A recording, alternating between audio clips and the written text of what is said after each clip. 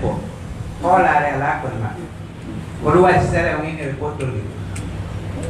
wa faqirun ala mali baaso baasal ɓalewal mo ala peeniru si on jonnama jawdi hoolare ala nder ɗum wa mraatun ala sirri debbo kadi e wori gundo sa gundike debbo sikkay senge bolɗo conseil tawi ka faala bonnitude gundo sowndumo debbo aray on ɗon daɗi gomɗineede gundo on aray ko wiyete kon wondigal ma weldigal bonki hoolare ala ani eni terto si tawi gorko e debbo jaatodiri jaatigi yaagal bonki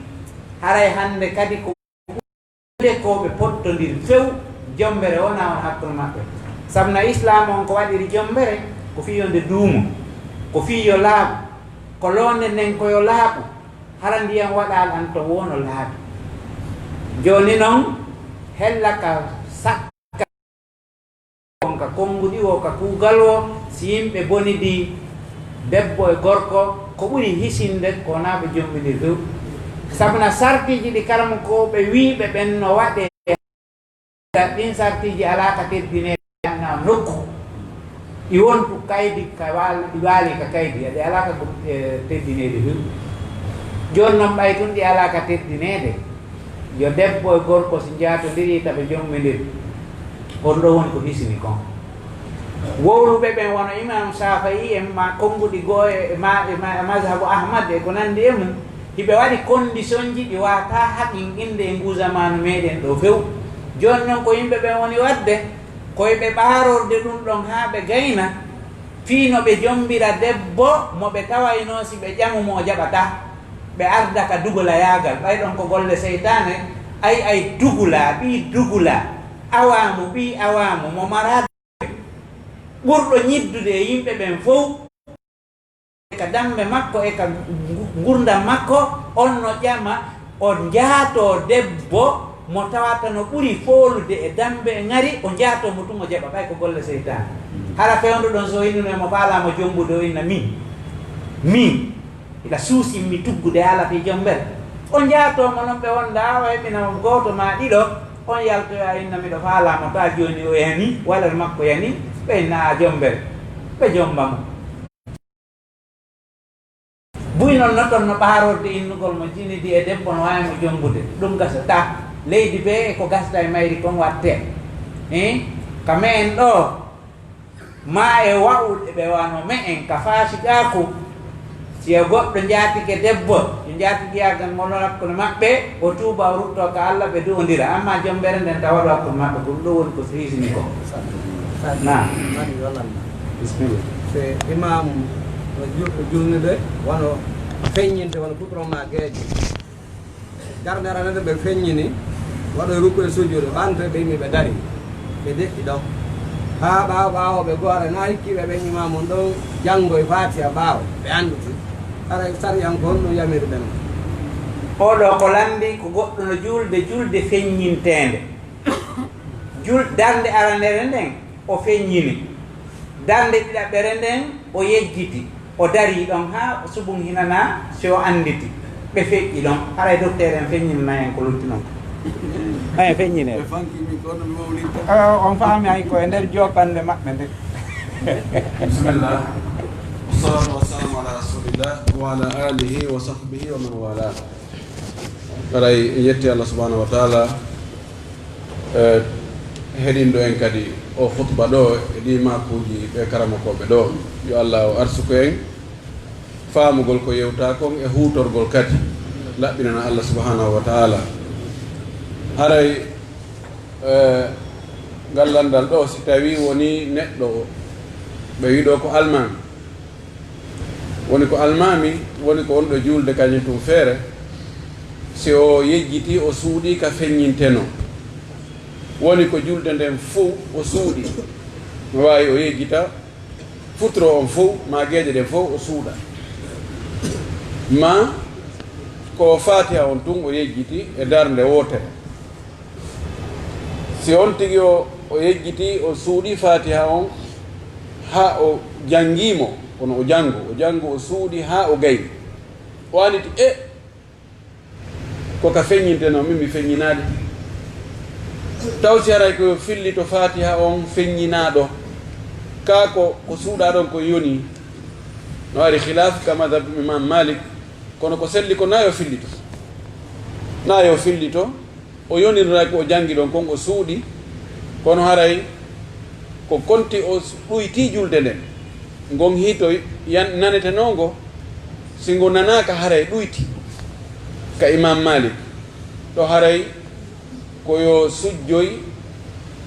ado salminango gandi imam malik kanko mo waɗi qaida si a ɗuyti a sujjay si salmina si a ɗuyti a ɓeydi kadi a sujjay si salmina si a ɓeydu tun ko tuma salminɗa si sujja haray ɗo ko ɓuri moƴƴude joni no wawi ɓe wi tun o deƴƴiti est ce que o deƴƴitimo janngude ka o deƴƴiti tun wala janngude wala kulli no wayi kono ko be o janga fatiha o si tawi o deƴƴutuno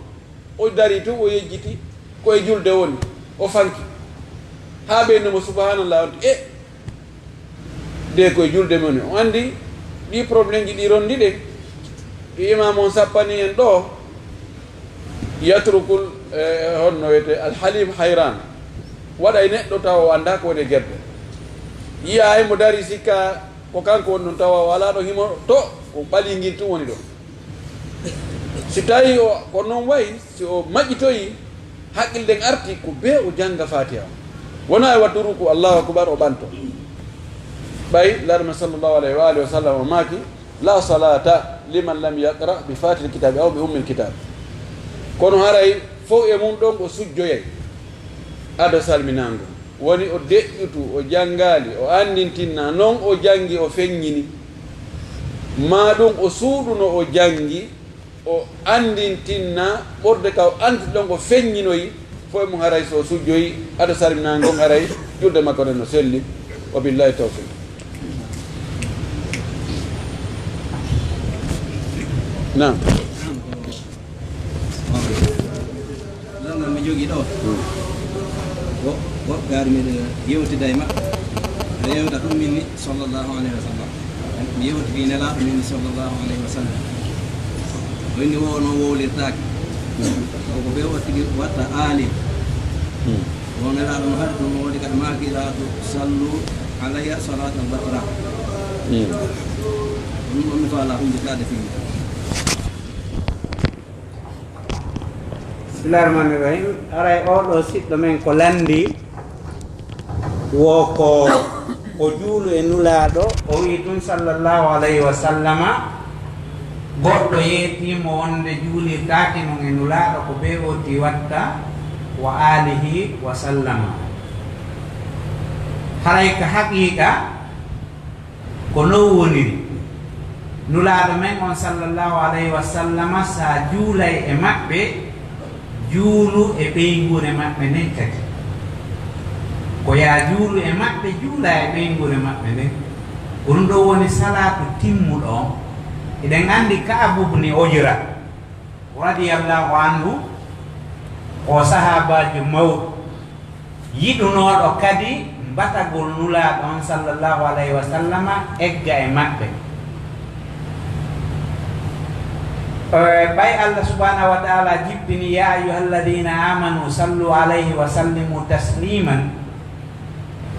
ko kanko atti arde lando nulaɗo on sallllahu alayhi wa sallama o wi he nulaɗo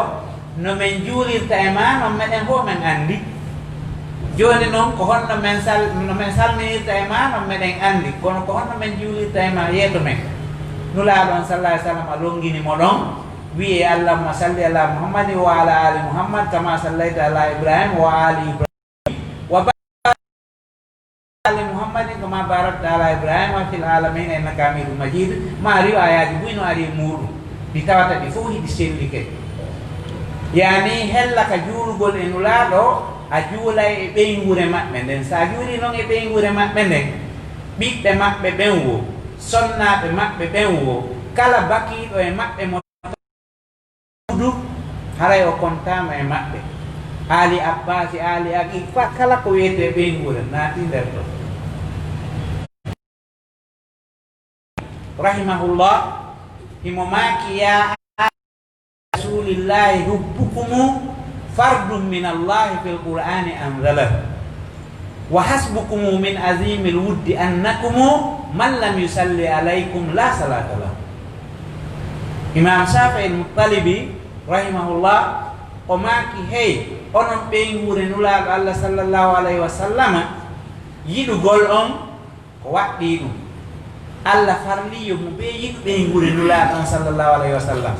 hara ko giggol ngol ɓe handi e mum ngol giggol ɗaɓɓangol ngol a giggol ngol nulaaɗo Allah weeɓitinnon yiɓɓe yiɗireno hara nayo oti yiɗu feƴƴintina wano fedde goo yiɗiri feƴƴintini ka inde ha qahtani inni wa alayhi tuslan naru taifatan feddeji ɗiɗi natira yiite sabu maɓɓe ɓen ɗon woɓɓe ɓen feƴƴintingi gongol woɓɓe kadi ŋakkini hawariji ɓen ɗon ɓen yiɗali few rawafide ɓen ɗon feƴƴintini few ɓen ɗo fof nata yiite par ce que ɓe so dewali lawol nulaɗon sallllahu alayhi wa sallam wo yiɗugol ɓen woni nulaɗo nden o waɗɗi ɗum ko Allah farde mofte ɗen wono yoni kadi ko hollata ɓeɗo ɗen no mawni ka yiɗede kadi hiɓe mawni mo juuli e nulaɗo juulali e ɓeygure nden hara julde nden timma yani ko a wi'u bete sallllahu alayhi wa alihi wa sallam woɓɓe no watti wattugol wa sahabihi woɓɓe no inni ɓen ɗon ko yutaraddawna alayhi ko ɓe wiye radiyallahu anhu amma ko ɓuri fanɗude e neɗɗo mo juulude e nulaaɗo yo wi allahumma salli ala muhammadin wa ala alihi wa sallim allahumma salli ala muhammadin wa ala alihi ɗum faala watta wa sahbi wa sallim ma ɗum ɗo na yo hattu ɗum ka nulaaɗo yo wattu ɓeygol nden eɗen anndi mo ɓe no mapodi ɓeyguri mum ko goɗɗo yiɗuma o so yiɗaali ɓeygure nden hara giggol ngol sollitaali ko waɗanma o so waɗanta ɓeygol nden hara giggol ngol sollitaali ko waɗuma o so waɗi ɓeygure ma nden haray o waɗima an kadi haray ko julde timmune nden ko woti juulo e nulaaɗo e ɓeygol maɓɓe nan kama sallah accede wadde taali waɗay doyi nande wotere fameten ko andi fana o heewi min hanino noddine ɓaawo si ono mo nanade haray ko ɗum ɗo no ɓe makiri ni ko ɗum ɗo woni julde timmune nde kono wattane fondo on wowluɗo ɗum tangina koye chia rafida ɓe jeeya ɓay kamɓe ko ɓe hiddini fimu wo ko ɓeygurnelaɗo sallllahu alayhi wa alihi wa sallam sahabaɓe luttuɓe ɓen ɓenno ko hefotinnaɓe ko ɗum waɗi nam julde timmude nde kono ɓe makir ɗo ni kono sani allahumma salli ala muhammadin wa sallim ɗo kadi haray juuli enelaɗo sallllahu alayhi wa sallam fi kala haray timmade kono ɓe wattanen fondo ɓe chiaɓe ko yiɗugol wi'ugol nodditagol wi'a wonde no yiɗi ɓeygurnelaɗo nden ko ɗon ɓe woni e ɓattorde hedda yimɓe ɓe hoore wona gonga maɓɓe sa yiɗi ɓeygurnelaɗo nden a añata sonnaɓe makko a añata a yiɗata nelaɗo añaɓe o ɓurno yiɗude ɓe o landama ene yimɓe ɓen fof ko homɓe ɓurɗe welde hadis wonde ko sahih boukhari o wi ko aicha o wi ka worɓe ɓen noon o wi ko ɓen makko a wi gol ɗayiɗi nelaɗo e ɓeygure makko nden ɓe nelaɗo ɓuuri yiɗude ɓen ko ɓen woni ayɓe maɓe ɗo ko haalana ko nodditagol no ɗum haala ko yimɓe watta fondo muraado moƴƴuru si tawi ko yiɗugol ɓeygure nelaɗo nden ɓe ɓura e higgol goonga wongol mahigol e hoore dalil e hoore ko selli e hoore goonga kala mo yiɗaari ɓeygurnelaaɗo nde haray diina makko ka timmaɗo ko noon kadi wondiɓe makko luttuɓe ɓe ɓe tawata himo wasi wotta on yennuɓe sahabaɓe an teddine ɓe waɗe ɗum ɗo e ɗum ɗo haray ɗum ɗon ko wattangol fondo muraadu moƴƴuru ko chia ɓengiɓe boni ha feƴƴiti ko ɗo ɓe woni e naatirde fii faamingol wonde haray kamɓe ko ɓe woni e littude ko ɓe woni e etade konko fiino ɓeygurnelaɗo sallllahu alayhi wa alihi wa sallam no heɓɓira haqqeji mon ɗin ko billahi tawfiq naktafi bi hada alqadri hande en dari ke ɗo inchallah